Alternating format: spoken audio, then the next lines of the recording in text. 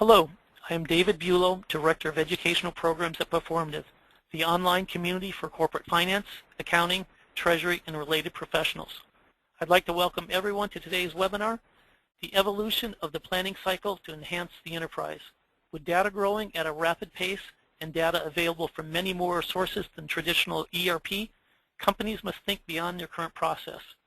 With an uneven economic climate, finance must think about the flexibility they need in forecasting, as well as the ability to consume and process large amounts of data to provide value and analysis to their business partners. In this webinar, learn how organizations look at what the next step is in the planning cycle. The focus must be on enhancing the process with in-memory technology. I would like to thank SAP for helping us make this event possible and for their generous support, for which helps us deliver this webinar at no cost. A few items before we get started. For those who are returning, thank you. For those who are new, welcome. Proformative is the fastest growing online resource for senior level corporate finance, treasury, and accounting professionals. We provide a uniquely valuable online peer network which provides direct subject matter expert advice. We are also recently launched Proformative Exchange, which is a collaborative platform for researching products and services. All of this is completely noise-free and without advertisements. Check it out at proformative.com. The link to this presentation and a recording of this event will be sent out to all attendees within 24 hours. If you would like the current presentation to follow along, it is already posted on proformative.com/resources for you to download. In order to qualify for CPE, you must also answer all 3 polling questions, and you need to have pre-registered for CPE. If you have any questions around CPE, please email them to cpe@proformative.com. We encourage you to ask questions by using the question box in the GoToWebinar panel. We will do our best to have them answered. If we do not get to your question, we will forward them to the speakers so they can follow up with you directly.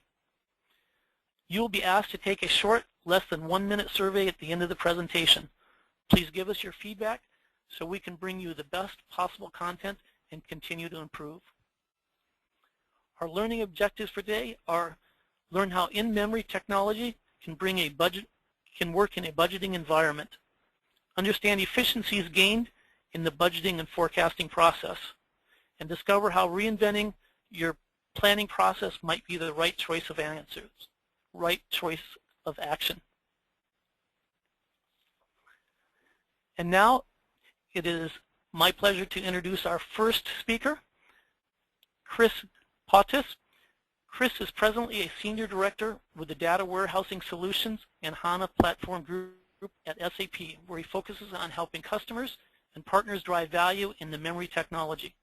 Before this, Chris was responsible for planning topics within the SAP EPM Solution Management team. Chris' first position at SAP was as a member of the Regional Implementation Group, where he worked very closely with development and customers using SAP's latest planning technology.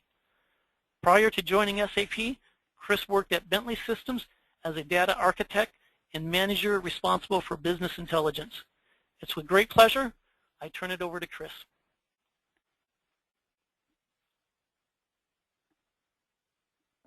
Thank you, David.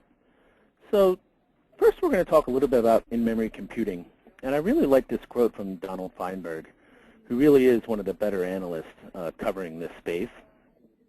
And, I'll let you read this, but, in-memory computing will have a long, disruptive impact.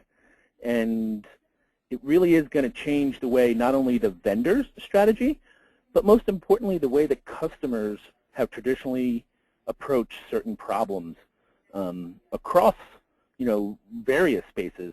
We're going to focus today more on planning aspects, but this is really enterprise-wide. And it's also worth mentioning, there's a paradigm shift in both available data and a paradigm shift in technology to process that data. We're going to talk about business aspects. However, we are going to touch briefly on some technology because they really do tie to each other. And I'm a firm believer that technology is a slave to the business. But anyway, we'll be focusing on business aspects of this, but it's really driven by the technology changes that are now available today.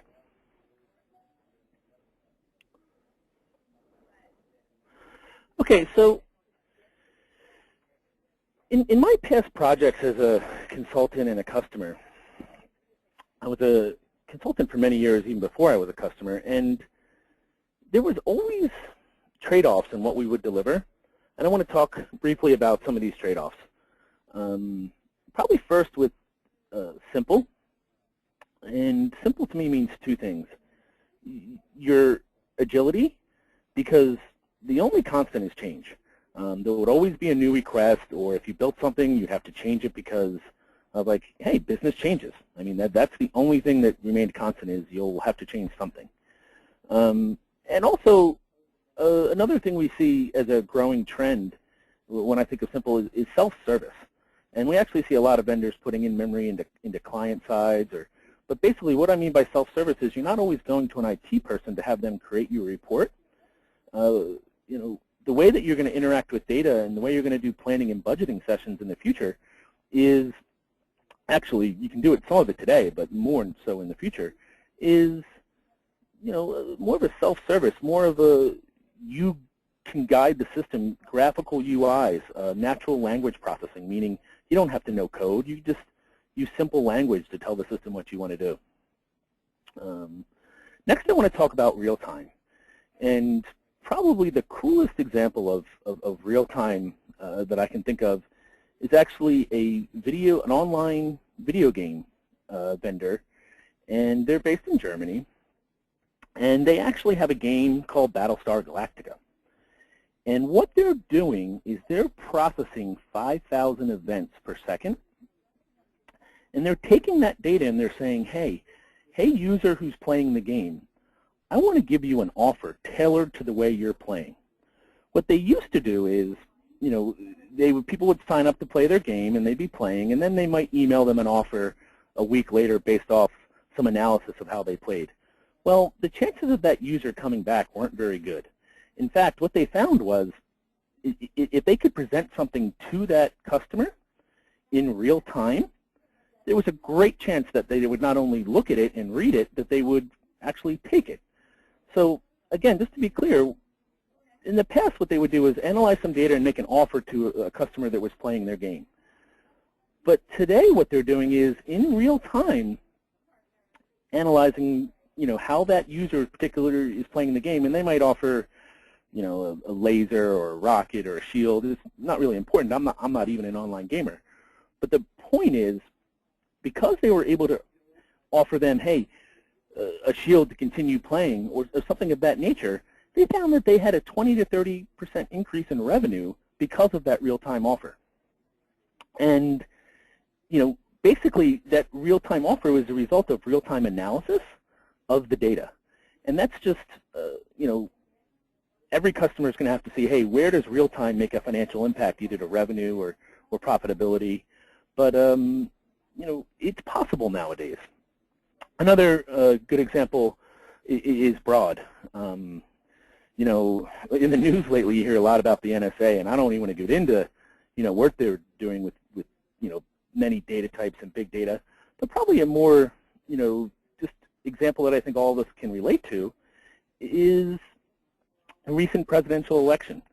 Now, I don't want to get into any political affiliations, but the point I want to get across is one of those campaigns used social media data, they used predictive analysis, they used all kinds of tools to plan on where they were going to spend their campaign dollars. And what it was found after these elections is that one of those teams had a much higher rate of efficiency on that campaign spend.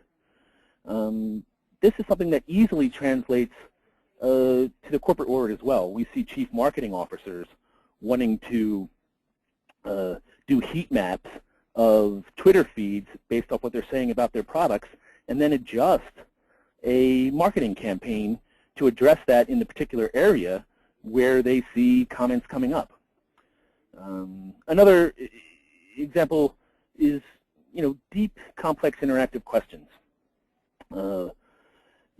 one example that we could talk about is one of the largest online marketplaces. You could probably guess. It's actually public information. It's called eBay. And what they're doing is pretty impressive in that they're processing massive amounts of data. It's actually hundreds of petabytes. And don't even worry about what that is. It's just a lot of data.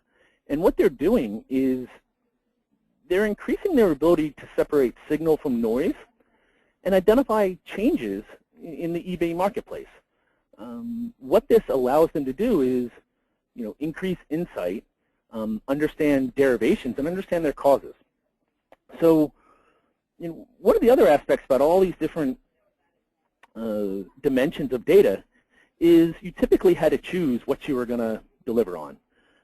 Hey, if I want simplicity, I'm probably building an Excel or Access model downloading data. And I can get it super fast because I'm using aggregated data. However, I can't ask myself deep questions because I have very limited data set that I'm consuming. It's not real time. I can't share it. Or if I want to go broad and deep, it's probably not necessarily simple. It might not be fast. You're always making a trade-off.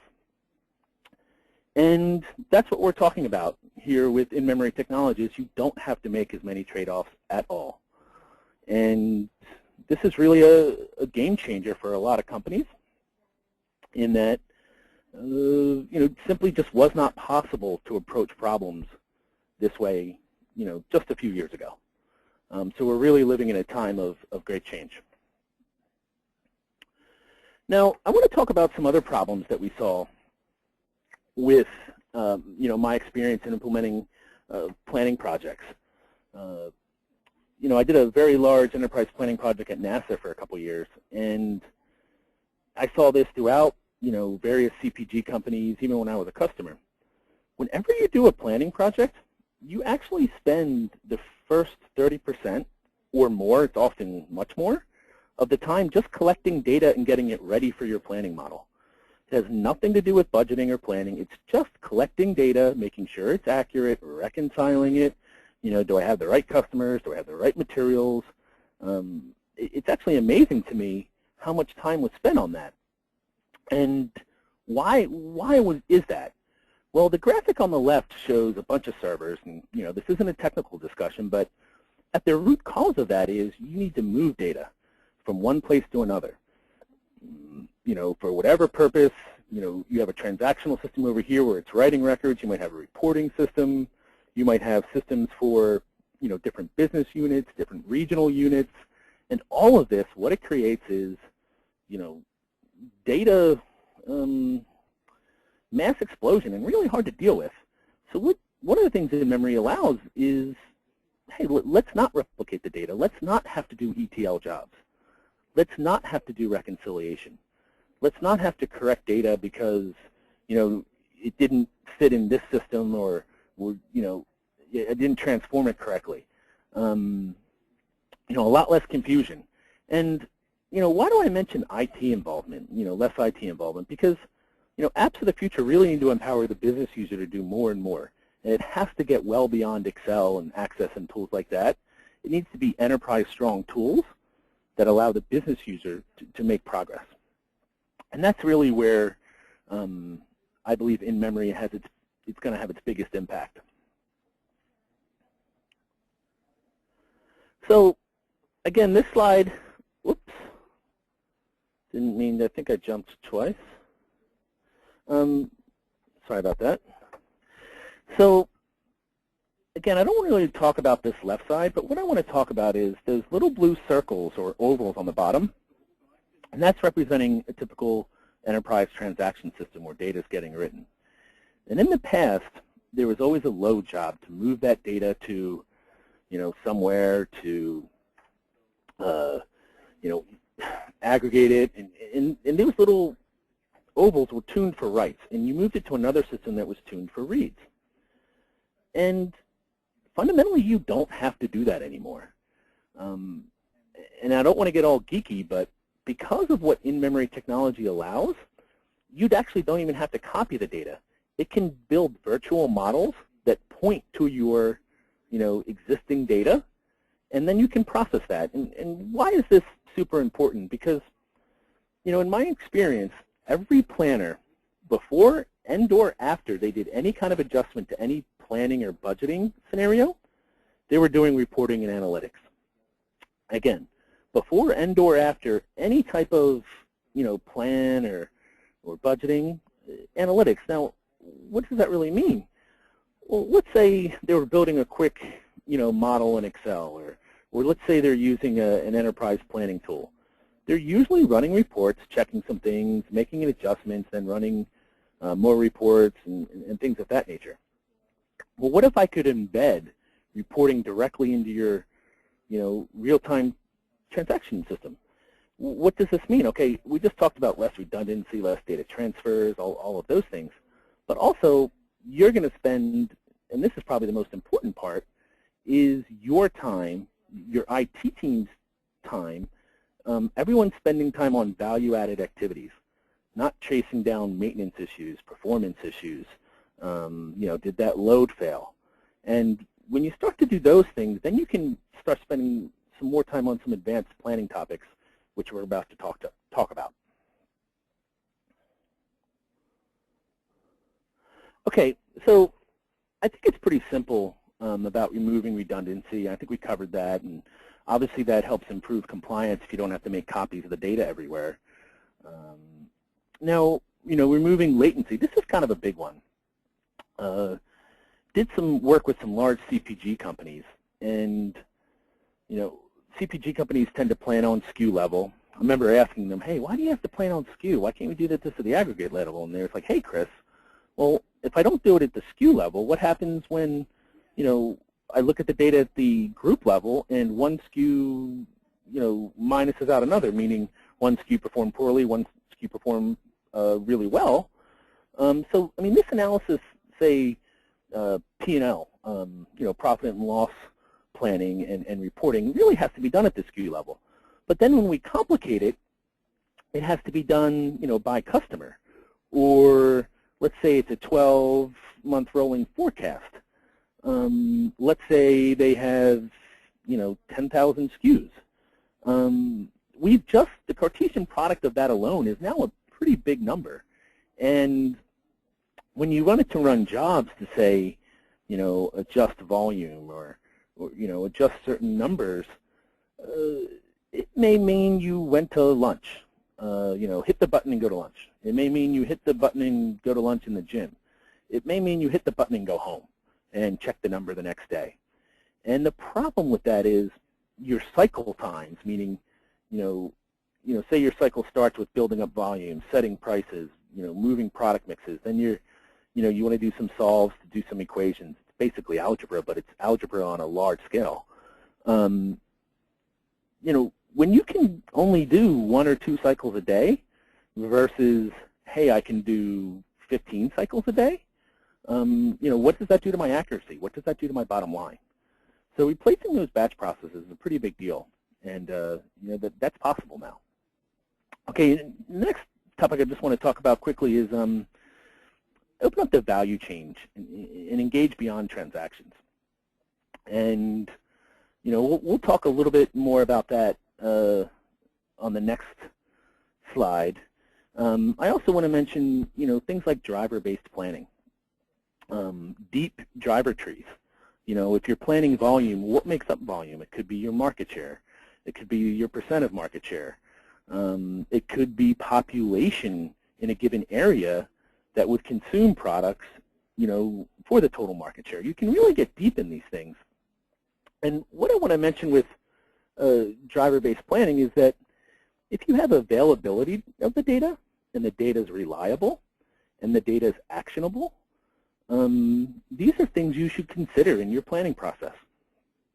And, help you to get a lot more accurate and a lot more responsive to changing conditions. The other thing I want to talk about, and this is kind of at the cutting edge here, this is just starting to happen, is the ability to simulate. We've already proven statistical analysis and predictive modeling. Statistical analysis is mostly used for understanding outliers. Customers usually know their top couple drivers to whether that's cost or profit, but do they know their 4th, 5th, 6th, 7th, and 8th driver towards their cost and profit. And usually those outliers are often misunderstood. But even beyond that is the ability to simulate. And where in-memory technology is going is that, hey, why can't the system run through simulations? Using that CPG example again, 3 levers that they control are, the amount of product, the price of the product, and the product mix. Well, what if the system ran through optimal scenarios of changing those things and presented me with a P&L that made the most sense, or something for me to approve? We really are, at the verge of being able to do that, which is exciting. Okay, whoops, skipped again. Again, I want to talk a little bit about thinking beyond the regular systems of record. And when we talk about big data, some people talk about value, velocity, volume, whatever. The only V that matters in big data is value. And what I want to say is, can you take stuff from social media? Maybe you can, maybe you can't, but at least evaluate it. Can you do stuff from machine data? Absolutely. We see tons of customers doing this. And any customer with a sensor can usually drive value out of that sensor, at least for profitability and efficiency. And then, changing what the system of engagement is. Now, these are just a couple of examples. And I would implore you guys in your own organizations to think about new models. What can I do if I consider data that I never considered before, and how can I impact my current planning process? I think that the companies that do this well are going to gain a competitive advantage, and technology is no longer the barrier. It's really your imagination and ability to execute. So probably the best example on this page, and I'm not going to read through them all, is plan, schedule, maintenance. If you could run predictive analysis on real-time data stream of machine sensors, well, how much could I save on maintenance if I, changed intervals? We actually see some customers doing some interesting work where they used to sell equipment, and now they're putting sensors on that equipment and saying, hey, we'll not only sell you the equipment, we'll be a service provider and sell you the data that we're collecting on that equipment so you can, have more information to make an effective business decision. So in summary, I just want to review some business benefits of what you should be trying to achieve within memory. And of course, superior reporting and decision making. But how you achieve that is through, doing things on time, being agile, being able to respond to change, reduce BI development cost. You don't have to, hire tons of consultants to tune your system, or things of that nature. It's really, self-tuning what you can do within memory. More projects delivered in less time. This was the biggest pet peeve of mine as a customer. Was, hey, Chris, I need data analysis on this piece. Here, take this Excel sheet, join it, and tell me what you think. Well, I'd be like, hey, the guy I used to work for was Bob, and I'd say, hey, Bob, I can get that to you on Tuesday. He said, no, Chris, I need that at 1 p.m. Well, then it instantly becomes, I download to access an Excel, and my enterprise tool was more of a glorified ETL tool. With in-memory technology, I can very quickly join data. I can do it in a self-service format. I can redesign an application that I can now, execute so much more quickly. Again, there was a couple slides ago when I said, hey, I'm not making all these traditional data warehousing moves where you build aggregates and indexes.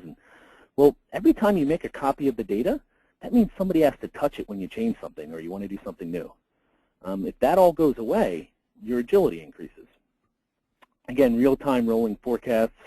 We see real-time having different value equations for different customers, but almost every customer needs to evaluate it and see what real-time data would do for them. And I'm not going to read the rest, and I'll probably hand that over to David. Thank you, Chris.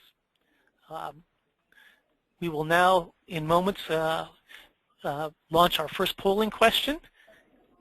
If you are looking to get CPE credit, remember you need to answer all 3 of the polling questions, and you should be seeing that in just moments here on your screen. We do encourage everyone to answer the polling questions as they are statistical in nature, and this provides us with better results. Also, I want to remind everybody, if you do have a question, please use the question box in your GoToWebinar panel, and we will try to get these answered by the speakers in the Q&A session. I'll leave this open just a little bit more so everyone can get their answers in. We appreciate everyone taking part in our polling questions. I'll be closing it down in just a couple more seconds here. Give you a couple seconds to get those last answers in. Thank you very much. And I would now like to introduce our second speaker, who is Pras Chatterjee. Pras has been with SAP for over 5 years. He is based in Toronto, and most recently has been working as a practice manager with North America Business Analytics Services, leading implementations for EPM products as well as service pursuits. Pras has a BA in economics from the University of Western Ontario and is a certified management accountant. He has extensive customer-facing experience, having worked the client side in budgeting and forecasting at various well-known multinationals and in various countries including China, Belgium, the UK, and France. And with that, I would like to turn it over to Pras. Perfect. Thanks very much, David. So at this point in time, I'll be taking you through some of the challenges faced by the current finance department, as well as where will the planning cycle go.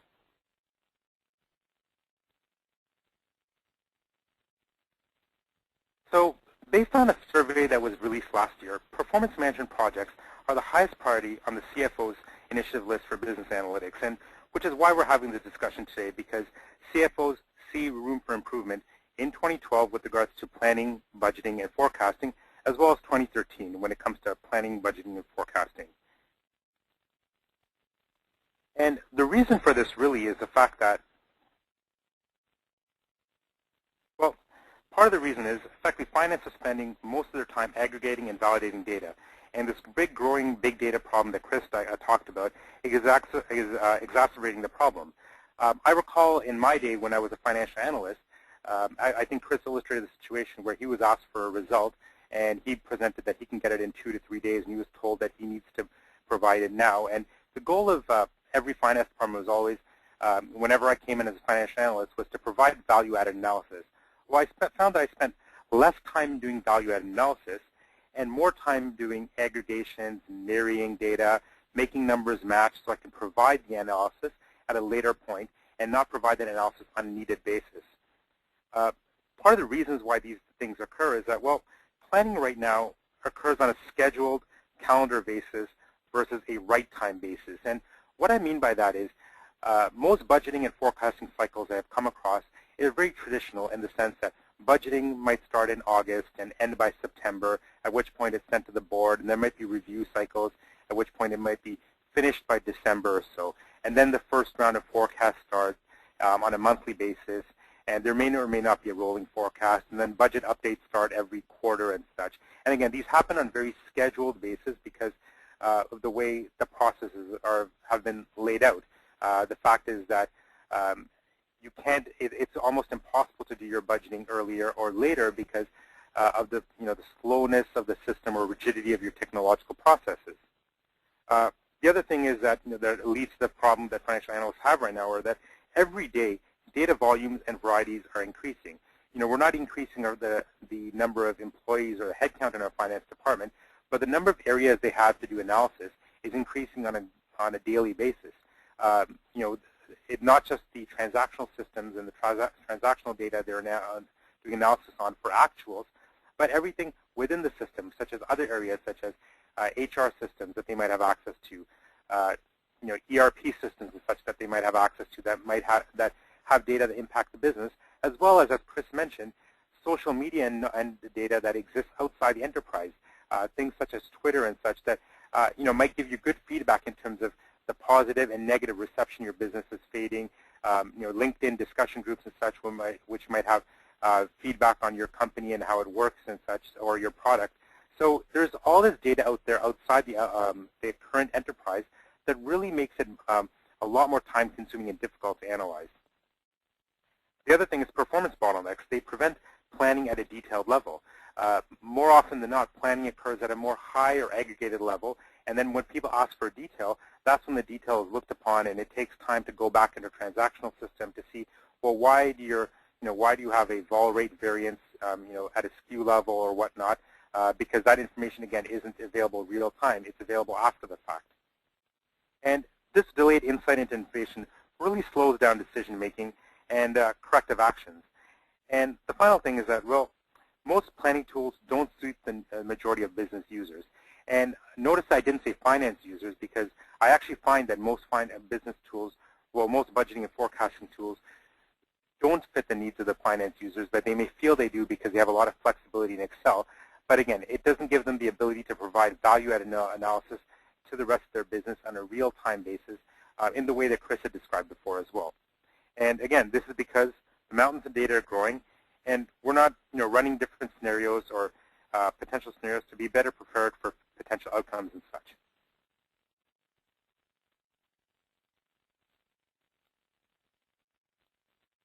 So as we talk about this whole big data challenge, part of the, when it comes to the business needs for big data, it really comes down to the fact that the business wants quick insights from all business relevant data. And that's not just your budget and forecast, but that's everything within the enterprise. They want to be able to tie different pieces of data back to everything that happens, and not really sure if they're getting that. The secondly is that they really want to be able to adjust their different plans based on scenarios. So it's not just one version of the budget, it's multiple versions of the budget, multiple versions of a budget or forecast based on different scenarios, not just increasing sales by 10%, but let's say increasing sales by 4, 5, 6%, and then decreasing, increasing margins by varying levels as well, and having multiple forecasts and versions to be able to do proper analysis and such. But some of the technical challenges that they face right now are that, well, it's a cost of storing as well as processing the data, effectively the volumes involved. There's also pressure to gain insight into the data quickly, which is a velocity, and sometimes technology right now prevents this. There's also the diversity of data formats, making it difficult to analyze, effectively the variety. And it's not just data, as I mentioned, in terms of social media and such, but companies have aggressive growth plans. And as they grow, they might acquire other organizations and such, and then all of a sudden it's time to do budgeting and forecasting on other organizations that they've acquired through acquisitions or mergers or whatnot. And this is delayed because of different data formats and such. And combining these insights across different formats, time demands, volumes, and speed really makes things difficult. And it also leads to a challenge of, how do you identify various data sources, and how do you collect these different pieces of data, and how do you master this evolving technology landscape?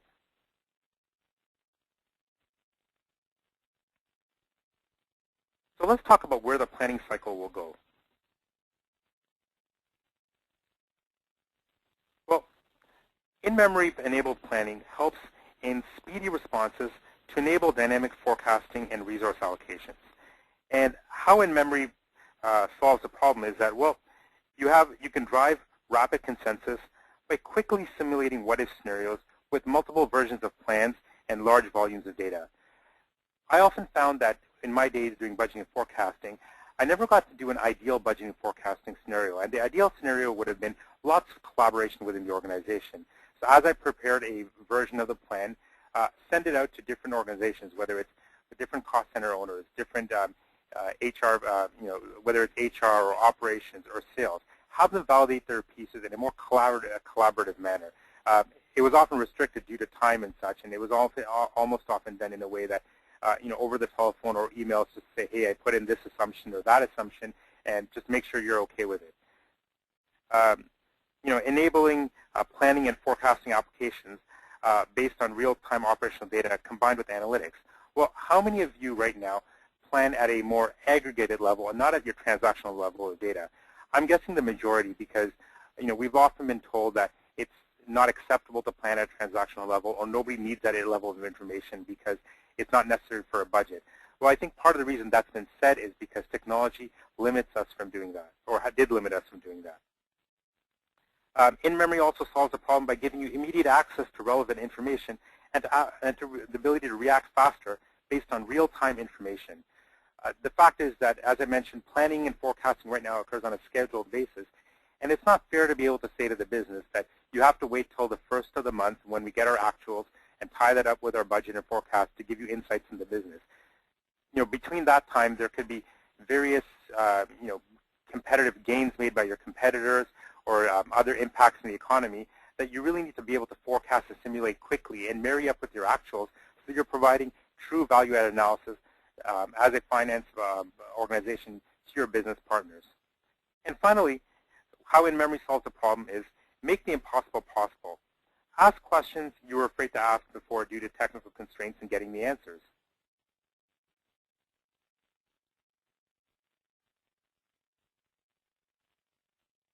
So when we look at the fact that planning requires inputs from all over the business, oftentimes finance right now works in a silo. Once a year or once a month, they might collaborate and get information from various other pieces of the organization. But again, it might be done in a scattered manner and not in a real-time manner. For example, cost center owners might update their cost centers once a year in terms of headcount and such, or other expenses they have. And then based on the rest of the year, there might be high-level trends that carry you off into forecasting scenarios, or operational headcount plans. One of the biggest challenges I've seen with organizations is the fact that once a year they might plan in terms of headcount planning, but through the rest of the year, it's really difficult for organizations to gain insights from finance into what kind of headcount, what the statuses of headcount is, or HR costs and such, or workforce planning, because again, access to these systems is limited, or the way finance looks at data is differently than the way HR captures this data in terms of things such as promotions, movements, talent dispersals, and such. Even areas like IT and project planning, as IT might look at their various, or even projects, there might be a move to look at your projects once a year in terms of project planning. But again, a lot of these projects fall by the wayside, and projects that have fallen by the wayside and new projects that have come up, are these really captured in your budgets and forecasts and ability to provide real-time information? One of the organizations I actually recently worked with is one of the world's largest technology organizations, and I presented with them about a month ago, where they talked about their innovation when it came to in-memory planning, leveraging in-memory planning for their OpEx and CapEx planning. And what they had in the past was lots of slow, disparate systems in the sense that there was lots of Excel spreadsheets, lots of access databases, lots of legacy planning systems scattered across their landscape, and there was really no collaborative way to do proper planning. And with in-memory technology, what they did was create a centralized planning tool that allowed them to do things such as do CapEx planning, but out of CapEx planning there might be runoffs such as depreciation and other OpEx items that they can then feed into their OpEx planning model and have further insights into OpEx planning. And some of the great things that they found was, well, initially there was a 20% improvement in terms of how fast they can see results in terms of their planning scenario. But, and I'm going to talk a little about numbers right now, but what they also found with in-memory technology was that the impossible was now possible. And what I mean by that is the fact that, well, right now, what I think, we talk about dimensions. It's a common term in budgeting and forecasting systems. But to give you an idea of what a dimension is, if you look at something like North America and you break it down into the different countries, Canada and U.S., and you break the U.S. into different states, and you bring the different states into different cities, and the different cities into different counties or whatnot, you can keep going deeper and deeper and deeper, but oftentimes organizations stop at a certain level. Maybe it's at a high level of product, maybe it's not SKU level and such. Well, this organization, what they found was that the impossible was now possible. They had a dimension on which they can do analysis from a finance department standpoint with over 1 million members. And this was on a database that had 1 trillion records. And it was all possible with historical data and such with the power of in-memory technology. But as I talk about the fact that planning requires inputs from all areas of the business, it brings up the concept of integrated business planning. So integrated business planning enables a complete and integrated planning process across strategic long-term planning, financial planning for planning, budgeting, and forecasting of profitability, and sales and operational planning for sales plans, production plans, inventory plans, and new product introduction plans. Everything I mentioned right now and everything that you see on this slide should be connected in some way, shape, or form in your organization, or there should be a journey or vision towards it. The fact is that as operations talks about their plans in terms of what they need to build for the next year, is this tied into the HR plan in terms of resources needed to build these products and such? Is the HR plan tied into the finance plan, again, tying into the resource plan, tying into a sales and marketing plan in terms of what resources are available and initiatives for next year and what products sales may be looking to push out and things of that nature. So again, what integrated business planning does is provide a platform because of the speed involved and the ability to process large amounts of data to have a collaborative environment where the entire organization can plan in a cohesive manner.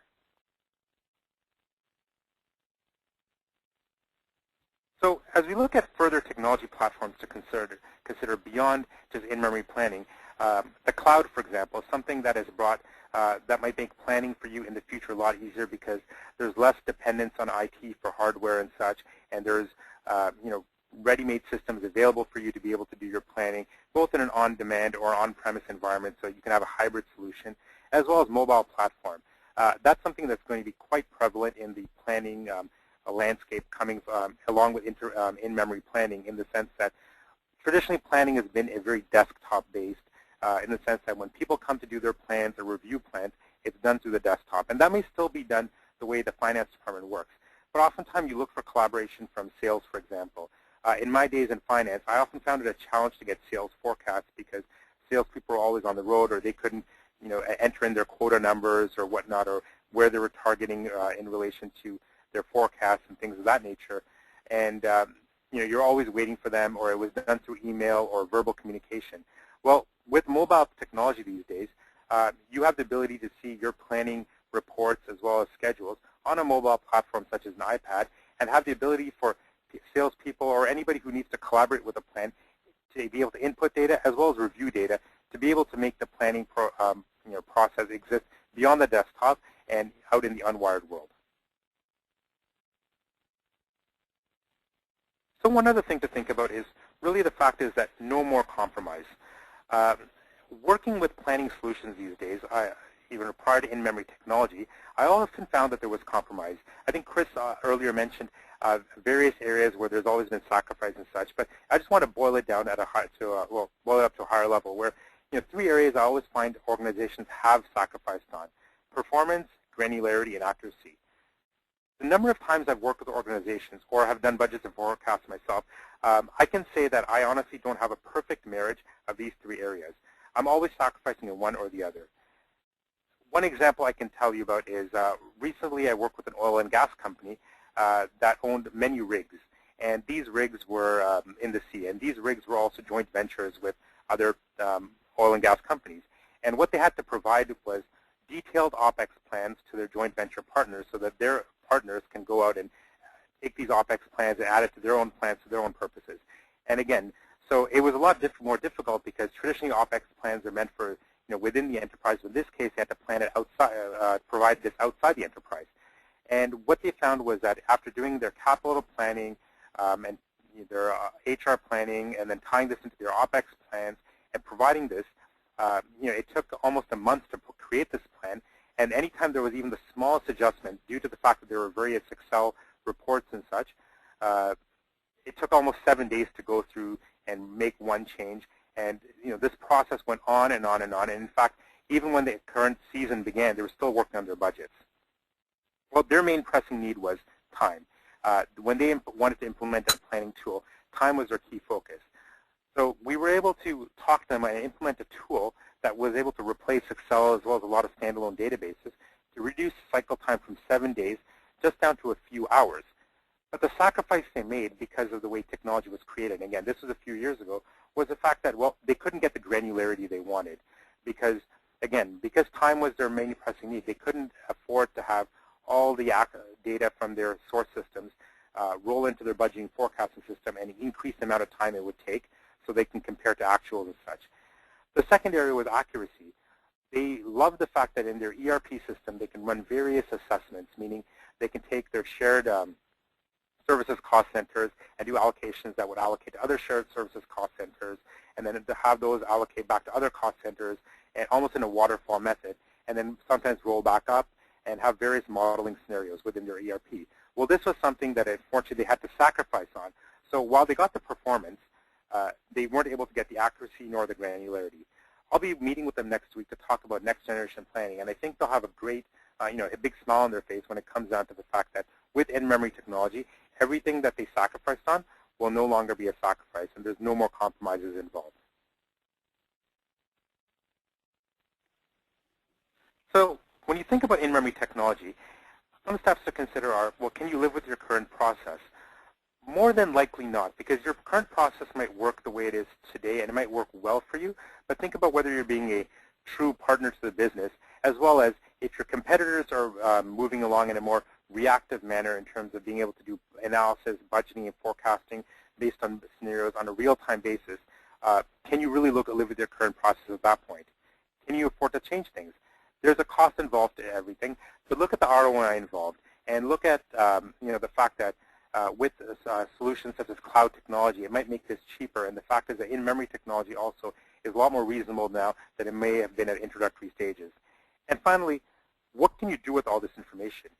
There's no, again, I mentioned there's no compromise. Well, there should be no compromise in terms of what you as a finance department can look at and analyze to provide value as a strategic partner to the business.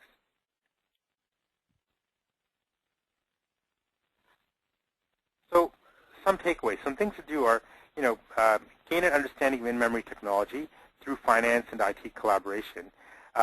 Make a list of all the possibilities and a complete finance wish list that you might look for, and talk to your business about what it'll take to be a true value-added partner based on what you can provide them, which is now everything through in-memory technology. Things to avoid, well, status quo. The status quo is no longer good enough because if you're going to stay complacent, somebody else will be moving forward, and not reaching for 100% satisfaction in helping drive and report results on a real-time basis, not yesterday, not tomorrow, but today. Thank you. Thank you, Pras. We will now, in moments, open up the second of 3 polling questions. You should see this on your screen. Remember, if you're looking for CPE credit, we need to answer all 3. We will have another polling question at the very end of the presentation. If you have a question for one of our speakers, please use the GoToWebinar panel and the question box, and you can get your questions in, and we will try to get these answered for you. Leave this open for just a little bit so everyone can get their answers in. Please, we ask everyone to help us out with these polling questions as they are statistical in nature. I'll leave it open just for a few more seconds as we get ready to close this down. Thank you, and I will close it at this point.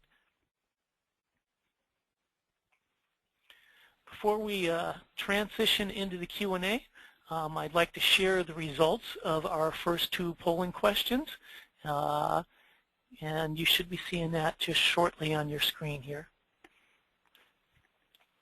And any thoughts on this, Pras? To be honest, I'm not really surprised. I think it's, in fact, I'm glad to see that at least over 50% of organizations have an adequate, good to ideal understanding of in-memory technology, which leads me to believe that the next 50% have some homework to do, and I think that's something. That initial round of homework was done today. So hopefully, the next time these sort of presentations are done, these results will be a little more positive in terms of the understanding of in-memory technology. Thank you. And we will share our second polling question here. It should be showing momentarily on your screen here. Any thoughts on this?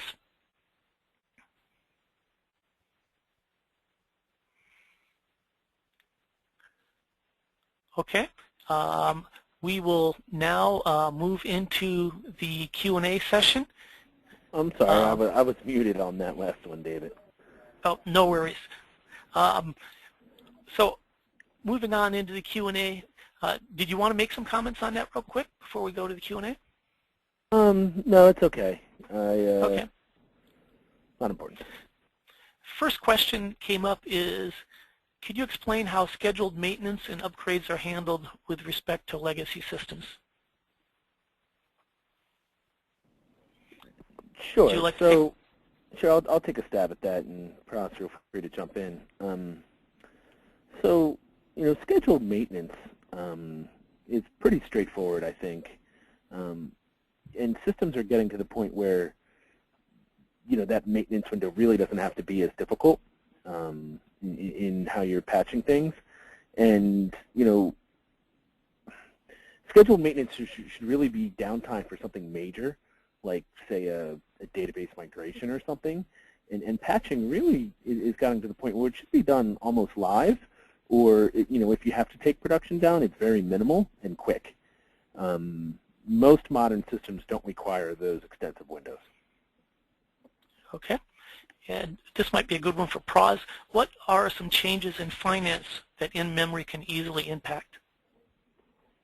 Definitely the first one is analytics. The fact is that right now finance probably spends way too much time aggregating and through Excel or various other systems to come up with reports, to come up with reporting decks, and providing probably not as much commentary and color to business results as they need.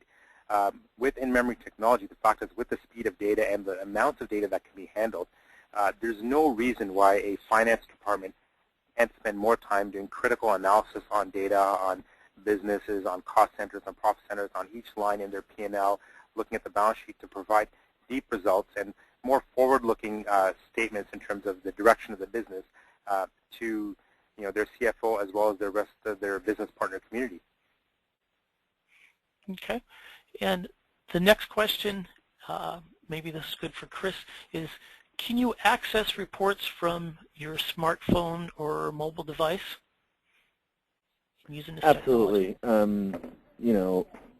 I'm a strong believer, and I don't know exactly when, but pretty soon when you talk about applications, you'll say the fat desktop or the fat client. Mobile is the new desktop, whether it's a tablet or whatnot. And, all the vendors are doing this. Going forward, you will have access to access that via smartphones and tablets. That trend won't change. Okay. Second part of that is, will you be able to actually drill down on that data from the mobile devices? Absolutely. I do think there's some catch-up, though, in that, some of the way that these UIs are built, it's not very user-friendly right now. So that's where we really need to improve. You can actually do that today in some apps. It's just not pretty. And they're going to make that, the HTML5 is really taken over. And, with that, you're really transforming views from a desktop to a mobile. And then how they make that just, I guess, pretty, for lack of a better term, is where the industry needs some work. Great. And Pras, what do you see the biggest challenge for the finance team in using this technology? Well, technology is one thing, and I think the technology is available right now to do what they want. The challenge, I think, will be to reinvent the business processor and reinvent the role finance plays in terms of how they look at this data and how they interpret this data to provide value to the business.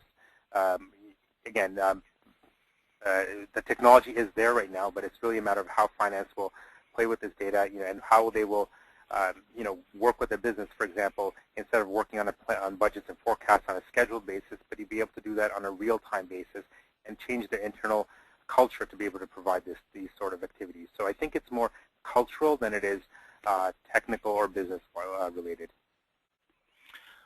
Thank you for that. Thank you, Chris and Pras, for those insights and discussion. Sorry if we could not get to everyone's questions, but we will work with today's speakers to get them answered for you directly after the webinar. A few housekeeping items here. At this time, at the end of the webinar, I want everyone to please participate in a short survey that we will be giving. We truly value your feedback and appreciate your time to help us continue to deliver great content. And at that time, you can easily request a connection with today's speakers or with an introduction to SAP with a click of your mouse. Please join us on Proformative.com to continue this great discussion. Just a quick reminder that we will be holding our CFO Dimensions Conference August 21st and 22nd in New York. I'd like to personally invite you to this premier conference on strategic leadership in finance. As a special thank you for attending today's webinar, I'll be sending each of you a special discount off our early bird pricing for those who register by June 28th. I want to thank SAP for sponsoring this webinar today, and also thank Chris and Pras for their time. They gave us great content and insights. Great job, guys. Thanks very much, David. Thanks, Dave. And now I will be launching our third polling question. You should see this momentarily on your screen. Also, I would like to take this time to thank our audience for your time. Again, after we close down the webinar, you will be prompted to take a short survey. If you can, please ask you to participate so we may get better, deliver the right type of content and webinar to you. I would greatly appreciate it. Also, there you'll have the opportunity to request a connection with our speakers, an introduction to SAP, or request more information on CFOD with a click of your mouse. Thank you again. We hope to see you on another Performative event or online at Proformative.com. This concludes our presentation. Have a great rest of your day.